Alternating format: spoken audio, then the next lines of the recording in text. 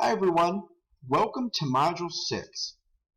For Module 6, we're going to be looking at consumption and production, and we're looking at the role of externalities. Externalities are very important because they're going to be looking at the cost and benefit of a third party. Now, when we look at what a third party is, those are a party that's indirectly affected by decisions that are being made in the market. So they're very important to evaluate. You'll notice that these decisions will require government intervention because the market will not be able to respond without anyone involved. So markets will respond, but what happens is government intervention sometimes causes markets to fail, and that's very important to evaluate. So let's look at Chapter 13, which is looking at positive externalities. When we look at positive externalities, you'll notice that positive externalities are goods that have benefits to a third party. You'll notice that consumption is based off of what is happening in the market. So when we look at consumption, you'll notice that we'll not be having enough consumption that's present. That's very important to evaluate. So examples of positive externality could be picking up trash, healthcare, education, vaccinations. All of these need support from the government to provide more output or consumption of that particular good.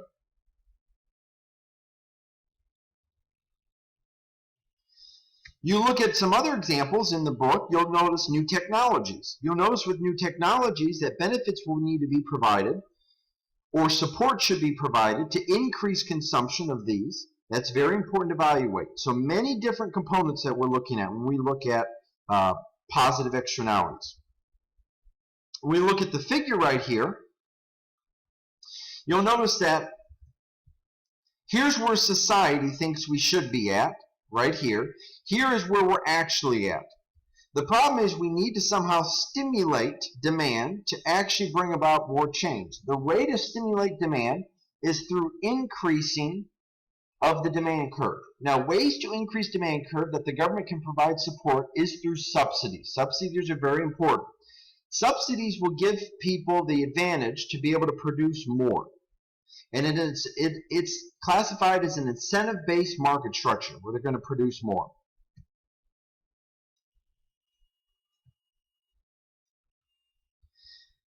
Here's another graph that we can look at. And they're going to be looking at what is the amount of the subsidy. So marginal social benefit equals marginal private cost equals marginal private benefit. We need to be where society equals the cost. We need to be right here. However, we're producing right here. Given that we're producing right here, we need to provide how much is the subsidy or how much it should be. The subsidy is this amount right here. It's the difference between these two curves. That will be the subsidy amount that we need to focus on. That's a very important thing to look at because they're going to ask you about the amount of the subsidy that's provided. And that would be one way to look at the amount of the subsidy. Now, how can the government encourage innovation? The government can encourage innovation through a couple different ways. Supporting of intellectual property rights. You'll notice that's very important to support. When we can provide support for property rights, you'll notice that markets will be an advantage in markets. Or markets will be at an advantage to be able to provide more for an economy. So protection of property rights, that's important. You also need that support is also important as well. Look at how many patents that have been filed and how many patents that have been granted. That is a protection of rights that we need to look at. Another one is government spending on research and development. When the government spends money on research and development, you'll notice that this will create more opportunities in the economy. More opportunities are very important to evaluate. When you have more opportunities to support these research efforts, that's very important.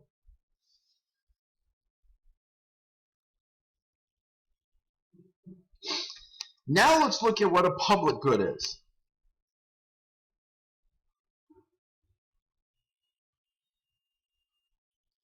Let me go to the section right here.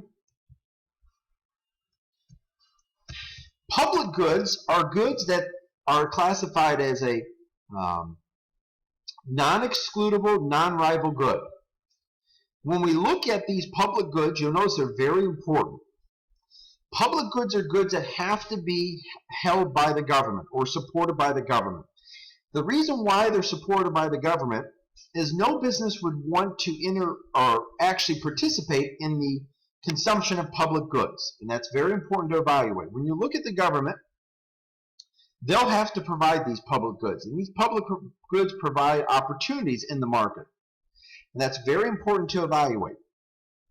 Examples of public goods would be a street light, would be a fireworks display, would be a park. All of these are examples of public goods that provide intervention from the government. Intervention is very important in the market that we need to focus on. Intervention provides a lot of support because the government will need this to be able to bring about more market changes.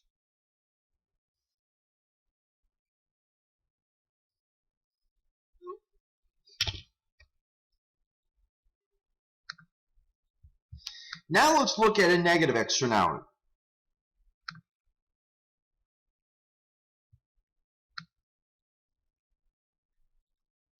A negative externality is a cost to a third party. It's just like a positive externality, but a negative externality, you're going to notice that there's more being produced than there should be. Given that there's more being produced, you'll notice that the government has to provide support. And the government has to provide support through taxes and other stimulation. And that's very important to evaluate. So intervention in these markets create opportunities. If you look at negative externalities, you notice we're going to have a couple of them that we're going to focus on. Pollution is an example of a negative externality.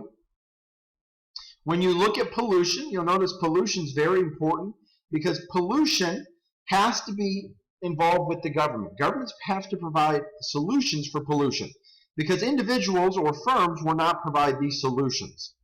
So when we look at the graph right here, you'll notice that we'll always be producing. Here's where the economy is actually at right here. Here's where we should be right here. You'll notice we'll be producing too much. Given that we're producing too much, we need to find ways to actually slow down production. And when we try to find ways to slow down production, that will be very important to evaluate. So these are some of the concepts we're looking at this week. You'll want to know the role of the government because these are types of market failures that we need to really focus on. If you have any questions, please let me know, but I look forward to your efforts.